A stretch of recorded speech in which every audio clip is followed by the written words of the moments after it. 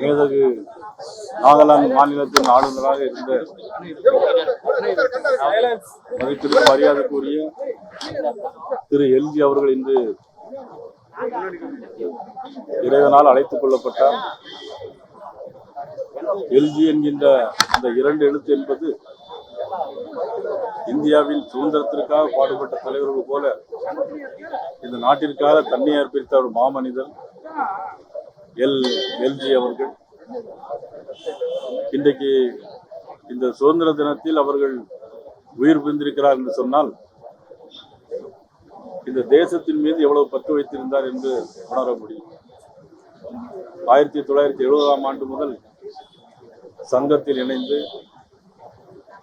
ராஜபாளையம், கன்னியாகுமரி, திருநெல்வேலி போன்ற பல மாவட்டங்களில் பிரச்சார பணியாற்றி முழு நேர ஊழியராக பணியாற்றி அவரிடம் கல்யாணம் என்று கேட்டபோது என்னுடைய தொழில் இந்த நாட்டுக்காக சேவை செய்ய வேண்டும் என்று, என்னுடைய தொழிலே நாட்டுக்காக சேவை செய்ய வேண்டியதுதான் என்னுடைய தொழில் என்கின்ற முறையில் ஜனசங்கத்திலிருந்து பணியாற்றிய ஒரு மாமனிதர்.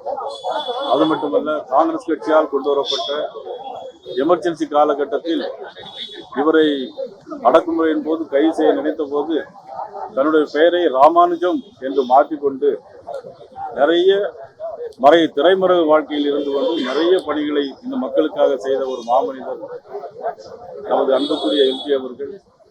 அது மட்டுமல்ல, ராஜ்யசபா உறுப்பினராக பணியாற்றியவர், மறைந்த முதலமைச்சர்கள் புரட்சித் தலைவி அம்மாவிடம் அன்பை பெற்றவர், மறைந்த முன்னாள் முதலமைச்சர் கலைஞரிடம் அன்பை பெற்றவர், ராஜ்யசபா உறுப்பினராக பணியாற்றியவர், மேற்கு வங்காள கவர்னராக மற்றும் நாகாலாந்து கவர்னராக பணியாற்றி இன்றைக்கு மறைந்த மாபெரும் ஒரு தலைவரை நம்ம இழந்திருக்கிறோம்.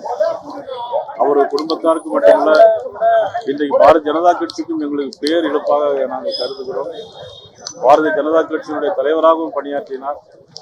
சைக்கிளிலே சென்று ஊராக சென்று சைக்கிளிலே சென்று பயணம் புரிந்து இந்த ஜனசங்க காலத்திலும் பாரதிய ஜனதா தலைவராக இருந்த காலத்திலும் இந்த கட்சியை வளர்த்தவர், தேசிய செயற்குழு உறுப்பினராக பணியாற்றியவர்.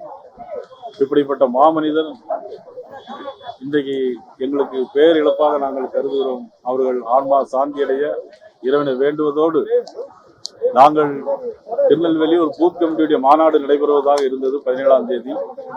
அந்த மாநாட்டை இப்பொழுது ஒத்திவைத்து இன்றிலிருந்து 5 தினங்களுக்கு எல்லா நிகழ்ச்சிகளையும் ஒத்திவைத்து எல்லா கொடி கம்பங்களிலும் கொடியை அறக்கம்பத்தில் பறக்க விட்டு எங்களுடைய துயரத்தை நாங்கள் தெரிவித்துக் கொள்ள என்பதை நாங்கள் அறிக்கை வைத்திருக்கிறோம்.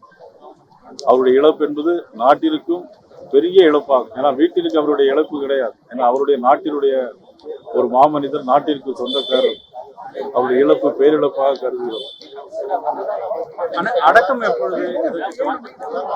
நாளை மாலை 5 மணிக்கு.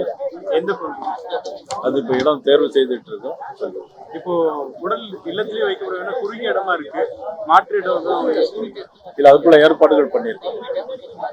செய்திகளை உடனுக்குடன் தெரிந்து கொள்ள கீழ்கண்ட கேபிள் மற்றும் டிடிஹெச் நெட்வொர்க்குகளில் எம்நாடு செய்தி தொலைக்காட்சியை காணுங்கள். பாதகம் செய்பவரை கண்டால் நாம் பயம் கொள்ளலாகாது பாப்பா. மோதி மிதித்துவிடு பாப்பா, அவர் முகத்தில் உமிழ்ந்துவிடு பாப்பா. அண்மை செய்திகளை உடனுக்குடன் தெரிந்து கொள்ள இணைந்திருங்கள் எம்நாடு தொலைக்காட்சியுடன்.